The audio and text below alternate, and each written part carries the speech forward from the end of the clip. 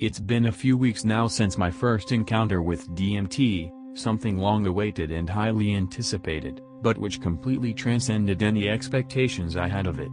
I'd read a lot of McKenna's rants about self-transforming machine elves, the Amazon shamans helping spirits and ancestors, and friends had told me about gnomes and giant stat hats running around in a fully psychedelic playground. No matter how much I heard about the alien intelligence encounters, I kept putting them aside as interpretations that color and play off each other, like one person says they encountered aliens, and so the next person interprets their own trip in a similar way, which creates a chain of influence over every next tripper. However, I did expect something alien, something that I could recognize as alien, something sci-fi or fantastical, like a psychedelic Star Trek. I couldn't have been further from the fact of the matter. I was at a friend's house organizing some other drug-related circumstances. It came up that he had a bit of DMT left and asked me if I was interested in trying some. Absolutely not. So we got in the car and drove to a place he recommended tripping at, up in the hills in a national park, a 5-minute walk through scrub into a secluded forest area.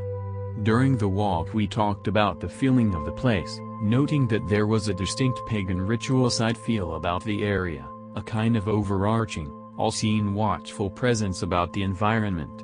But it was peaceful, clear-skied, and fairly shady and cool. In retrospect, I'm sure this comfortable place influenced the quality of the DMT flash. I had 2 attempts about 15 minutes apart because the first was noticeably not a peak experience.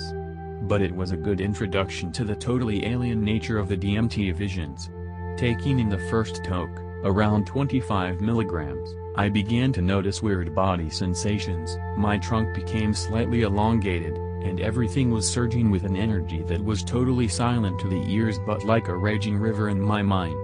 My heart felt like it was about to burst through my ribcage as I reached the peak of the inhalation. I let out a single laugh as I began to exhale, partly because the sensations were awesome, not unlike the body rushes of mushrooms, but I was mostly just ecstatic that DMT molecules were finally having their way with my mind. I closed my eyes and was immediately face to face with a supreme being of sorts. It had no face, and its form was like a string of multicolored lights constantly morphing, like a clown making a series of balloon animals, beginning with a dog.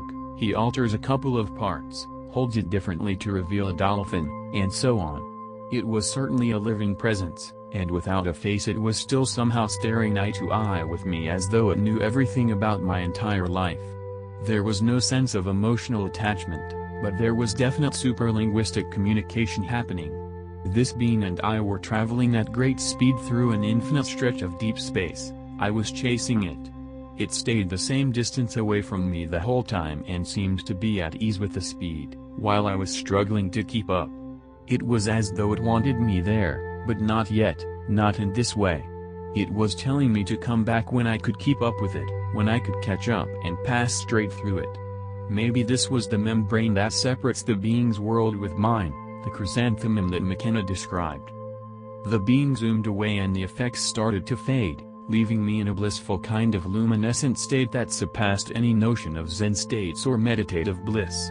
The real world had become indescribably fresh and crystal clear while I had my eyes closed. 15 minutes later, and the second attempt was around twice the dose of the first, and began just the same. The visual environment became kind of fuzzy and my body seemed to spaghettify just slightly. But within seconds of this there was a distinct difference.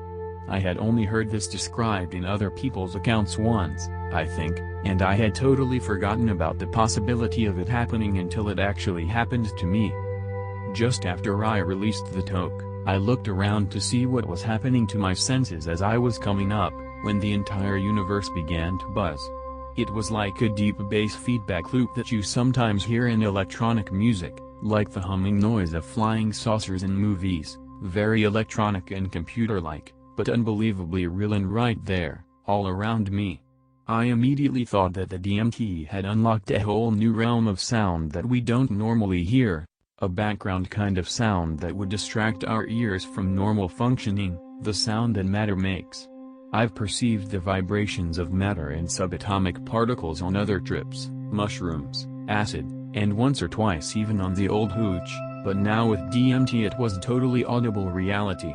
And more than just audible, this sharp bassy hum that was coming out of everything made everything vibrate, including myself and my sitter next to me.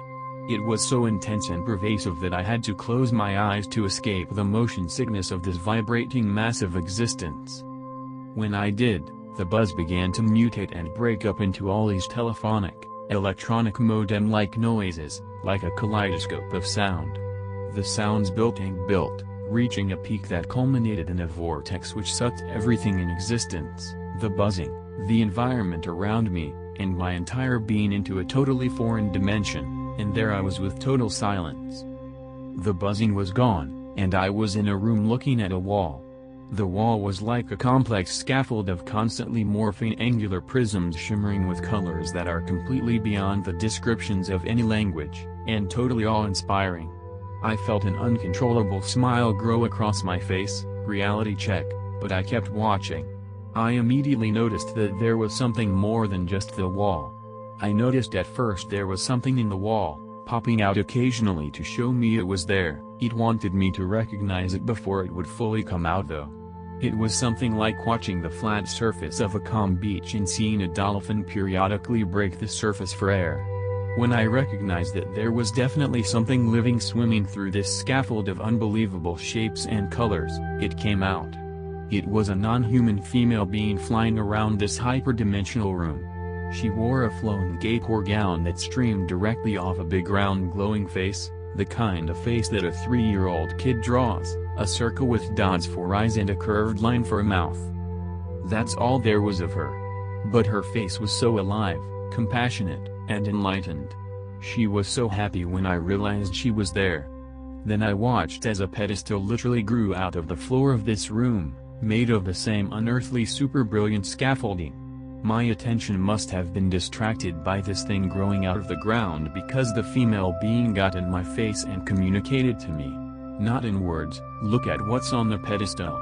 I looked up and saw a diamond-shaped object that was made of similar stuff to the walls, but infinitely more brilliant, more dazzling, more unspeakably awesome. And as my smile grew and total awe and amazement filled me, this female being began flying around the object at great speed, keeping her eyes fixed on me. She was doing flips and sharp turns and cheering as though she was celebrating the fact that she had the chance to show me. She kept communicating to me, "Look at it. Look at it. Isn't this awesome?" This continued, and I kept my eyes on that unbelievable object as the scene began to fade. I became aware of my hands folded in my lap, slightly sweaty. My body was on and up and full of energy as my mind began to return to the reality of sitting in a forest setting next to the person who had just initiated me into yet another, but easily the most awesome, dimension of conscious reality. I was left feeling unusually happy for at least a week after that experience. It has also left me with a profound sense of fulfillment and far greater purpose and perspective in my life's quest to understand the nature of this human existence. From these experiences, I have to say DMT is quite patently the most accessible of the deep psychedelic states, and in terms of the practical, empirical analysis of one's own shamanic journeys, this is by far the easiest landscape to traverse that I have encountered. Mushrooms require a huge amount of dedication and spiritual preparation, weeks and months for the most rewarding outcomes, massive amounts of attention, and a great deal of energy to keep myself at least partly detached from the emotional roller coasters that the mushroom state can draw me into, particularly because of the extended time of the trips. Same goes for powerful acid trips and other indole hallucinogens. I say this not because DMT is so short-acting, but because on a proper dose of DMT, one's being is thrust into a peak experience. There is no choice in the matter. On mushrooms or acid one must guide his or her own thoughts and emotions through precarious unknown landscapes, and even then a peak experience is not guaranteed. DMT, however, seems to serve a peak experience on a platter with a salad on the side. I knew from the moment I started toking, to when I found myself in another dimensional room, I knew this was right. The DMT wanted me there, and took me there. All I had to do was receive it graciously.